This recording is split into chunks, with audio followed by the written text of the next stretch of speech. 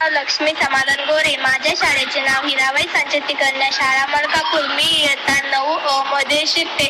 माझ्या शाळेत महावचन चळवळ राबविण्यात येत आहे. त्यामध्ये मी वाचलेले पुस्तक टेनिस स्टेनामा याचे लेखक माननीय वसंत निगवेकर यांच्या या पुस्तकातून मुखपृष्ठांवर राक्षसाची बहीण भावांची मुले पोहत आहेत, आनंद घेत आहेत. मुखपृष्ठांवर शानदार सुंदर स्वरूपात व आकर्षक चित्रांनी सजवलेल्या पुस्तकांची नावे आहेत.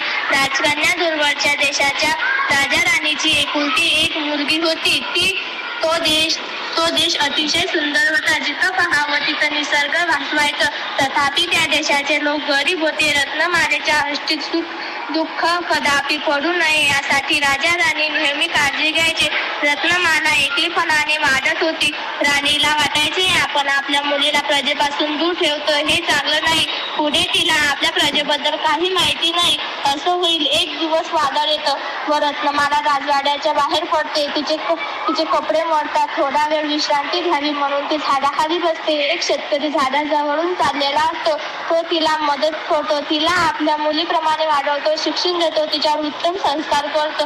रत्नमाला आईला प्रत्येक कामात मदत करण्यास नेहमी तयार असते.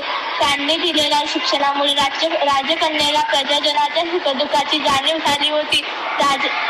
प्रजांबद्दल तिच्याविषयी प्रेम उत्पन्न झाले. शेजारच्या देशातील राजपुत्र तिथे आल्यानंतर तिला तिच्या राजाची ओळख होती. ती पुढे राणी बनते. प्रजाजनांच्या आशा आकांक्षा मनी ठेवून ती राज्यकारभार करते व सर्वांची आवडती राणी बनते. या पुस्तकातून असा संदेश मिळतो की मुलांनी कोणाच्याही उमाशीला बळी पडून कोणामागे पडून जाऊ नये. हा अतिशय महत्त्वाचा संदेश आहे. इतर चांगल्या गुणांचाही विकास करा.